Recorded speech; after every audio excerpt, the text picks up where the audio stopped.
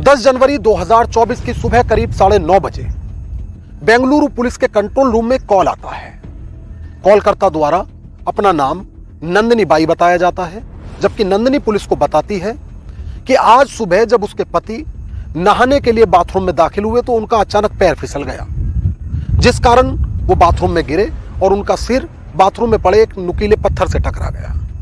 Nandini police को बताती है कि वह घर में अकेली थी और उसके अलावा उसके 2 मासूम बच्चे थे, जिस कारण वो उन्हें उठा नहीं सकी और कुछ ही देर में उनकी तड़प तड़प कर मौत हो गई।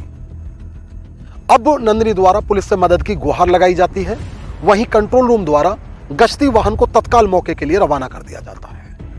अब पुलिस मौके पर पहुंचती है तो पाती है कि जो घर के मुखिया हैं वेकेंट नायक, वो बाथरूम में उनका शव लहूलुहान अवस्था में पड़ा है। पुलिस कर्मियों द्वारा पुलिस के आला अफसरों को इस घटना की सूचना दी जाती है और पुलिस के आला अधिकारी भी घटना स्थल पर पहुंच जाते हैं। इनके द्वारा भी मौका मुआयना किया जाता है, जबकि जब मौका मुआयना किया जा रहा था तो पुलिस पाती है कि जो बाथरूम में जहां वेकेंट नायक का शव पड़ा है, उनके सिर के नीचे वह नुकीला पत्थर भी है जिसका जिक्र नंदिनी कर रही थी। लिहाजा पुलिस मान रही थी कि ये एक हादसे में हुई सामान्य मौत है। खैर, चूंकि पुलिस को आगे की कार्रवाई करनी थी तो पुलिस ने शव का पंचायतनामा भरा और उसे पोस्टमार्टम के लिए भिजवा दिया। पुलिस पंचायतनामा की कार्रवाई कर इस शव का पोस्टमार्टम करा जरूर रही थी, लेकिन पुलिस ये मानकर चल रही थी कि यह हादसे में हुई एक सामान्य मौत है। मगर उस वक्त कौन सोच सकता होगा कि पुलिस जिसे सामान्य मौत मान रही है, उस मामले में एक ऐसा सनसनीखेज खुलासा होगा जो सभी के होशो हवास उड़ा देगा। नमस्कार, आदाब दोस्तों, मेरा नाम साजिद सैफी है और आप हमारी खास पेशकश बेपर्दा देख रहे हैं। बेपर्दा में दोस्तों हम उन घटनाओं के बारे में बात करते हैं जिन घटनाओं पर किसी का भी एक बार में यकीन कर पाना मुश्किल होता है। आज की ये सच्ची घटना बेंगलुरु के इंदिरा नगर से है। यहां अवैध संबंधों के चलते ना सिर्फ एक सेल्समैन को कत्ल किया गया, बल्कि उस कत्ल को छुपाने के लिए, उसकी पर्दादारी के लिए, उस राज को छुपाने के लिए कुछ इस तरह की प्लानिंग की गई कि पुलिस भी उसे सुलझाते हुए चकरा गई। जब इस घटना को आप पूरी तरह से जान पाएंगे, इसके हर पहलू को समझ पाएंगे, तो आप हैरत में पड़ जाएंगे कि क्या वाकई किसी के कत्ल के बाद किसी के कत्ल के लिए कोई इतनी फुल प्रूफ प्लानिंग भी कर सकता है। तो चलिए कहानी शुरू करते हैं।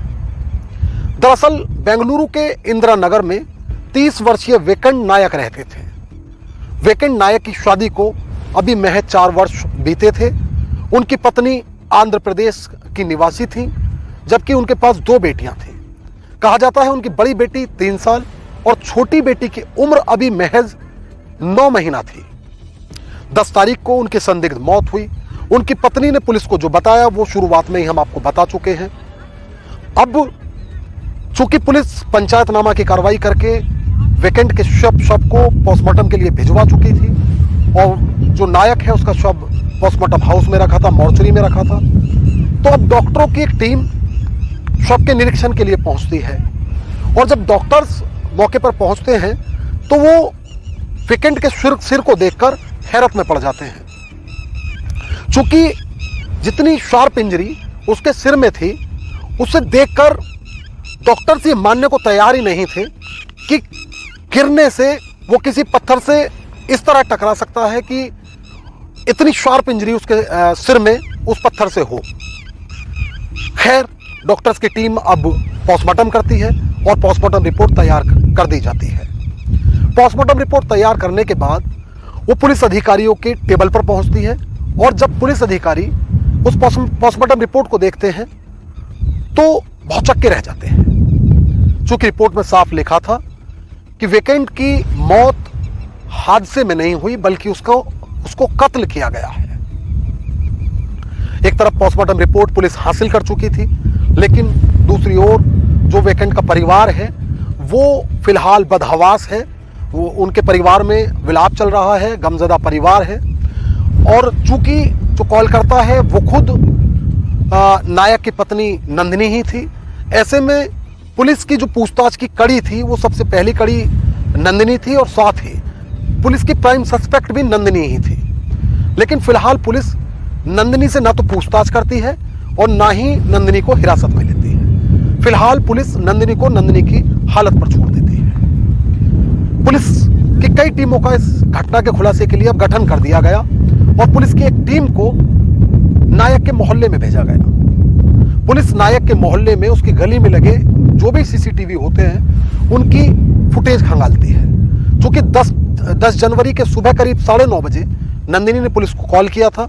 नंदिनी ने बताया था कि उससे करीब 1 घंटा पहले यानी 8:30 बजे उसके पति नहाने के लिए बाथरूम में दाखिल हुए, उनका पैर फिसला और वो उस पत्थर पर गिर गए। तो पुलिस सुबह नहीं बल्कि 9 जनवरी की रात से उस गली के सीसीटीवी फुटेज देखती है। अब पुलिस पाती है कि घटना जिस वक्त नंदिनी ने कॉल की थी उससे करीब 1 घंटा पहले नंदिनी के घर से एक अज्ञात व्यक्ति निकलता है। अब इस फुटेज ने पुलिस का काम आसान कर दिया। अब पुलिस नंदिनी के घर पहुंचती है। पुलिस नंदिनी को हिरासत में लेना चाहती है, लेकिन नंदिनी का मायका पक्ष और ससुराल पक्ष दोनों ही पुलिस के सामने खड़े हो जाते हैं। चूंकि वो कतई मानने को तैयार नहीं थे कि इस घटना में किसी भी तरह से नंदिनी का कोई भी दखल हो सकता है। खैर, चूंकि पुलिस की प्राइम सस्पेक्ट नंदिनी थी, अब पुलिस नंदिनी के परिवार को वो सीसीटीवी फुटेज दिखाती है जिस फुटेज में नंदिनी के घर से 10 जनवरी के सुबह करीब 8:30 बजे एक अज्ञात व्यक्ति निकलता दिखता है। फुटेज देखने के बाद नंदिनी का परिवार नंदिनी को पुलिस को सौंप देता है। अब पुलिस नंदिनी को अपनी हिरासत में ले लेती है और उससे सख्ती से पूछताछ शुरू करती है। शुरुआत में नंदिनी ने पुलिस को बताया कि सीसीटीवी फुटेज में दिख रहा शख्स उसके बचपन का दोस्त नीतीश है, जो अक्सर नायक की मौजूदगी और गैर मौजूदगी में उसके घर आया करता था। नंदिनी ने बताया कि घटना वाले दिन नीतीश उसके घर आया था। चाय पीने के बाद नीतीश वापस चला गया। उसके बाद नायक नहाने के लिए बाथरूम में गए और अचानक फिसलकर उनकी मौत हो गई। लेकिन अब पुलिस ये कतई मानने को तैयार नहीं थी। चूंकि पुलिस जान चुकी थी कि नंदिनी जो नायक की मौत का वक्त बता रही है, पोस्टमार्टम रिपोर्ट उसको चुनौती देती है। चूंकि पोस्टमार्टम रिपोर्ट में नायक की मौत 10 जनवरी की सुबह नहीं बल्कि 9 जनवरी की रात में होना बताया था। अब पुलिस नंदिनी को पोस्टमार्टम रिपोर्ट के बारे में बताती है तो वह टूट जाती है और अब इस घटना की परत दर परत खुलनी शुरू होती है। नंदिनी पुलिस को बताती है कि नायक से उसकी शादी 4 वर्ष पहले हुई थी, लेकिन नीतीश से वह बचपन से प्यार करती थी। शादी के बाद वह नायक से खुश नहीं थी और कई बार इस बात को लेकर उनके बीच झगड़ा भी होता था। नंदिनी ने पुलिस को बताया कि जब आखिरी बार वो पति के घर आई थी तब भी पुलिस द्वारा काउंसलिंग करने के बाद वह पति के घर आई थी। अब नंदिनी एक एक कर इस घटना से इसकी न सिर्फ परत दर परत खोल रही थी बल्कि कई पर्दे भी उठा रही थी और जो पुलिस अधिकारी नंदिनी का बयान दर्ज कर रहे थे वो सब हैरत में थे। चूंकि नंदिनी ने पुलिस को बताया कि नायक की गैर मौजूदगी में वह अक्सर नीतीश को अपने घर बुला लिया करती थी। 9 जनवरी की रात नीतीश और नंदिनी आपत्तिजनक हालत में थे। अचानक नायक घर पहुंच गया। नायक ने पत्नी को किसी गैर मर्द की बाहों में पाया तो वो आपा खो बैठा और उसने नंदिनी के साथ हाथापाई शुरू कर दी। नंदिनी ने पुलिस को बताया कि नंदिनी ने नायक के हाथ पकड़े और जो नीतीश है उसने एक वजनदार पत्थर, जो मसाला पीसने का पत्थर उसके घर में रखा हुआ था, मौजूद था, उस पत्थर से नायक के सिर पर जोरदार प्रहार किया। प्रहार इतना जोरदार था कि नायक बेसुध होकर, निढाल होकर जमीन पर गिर गया और लगातार खून बहने के कारण नायक की अपने बेडरूम में ही तड़प तड़प कर मौत हो गई। अब ये दोनों लोग कत्ल कर चुके थे। अब इन्हें यह खतरा था कि इस कत्ल का खुलासा होगा तो पुलिस इन लोगों को गिरफ्तार कर लेगी। लिहाजा इन दोनों ने एक प्लानिंग की।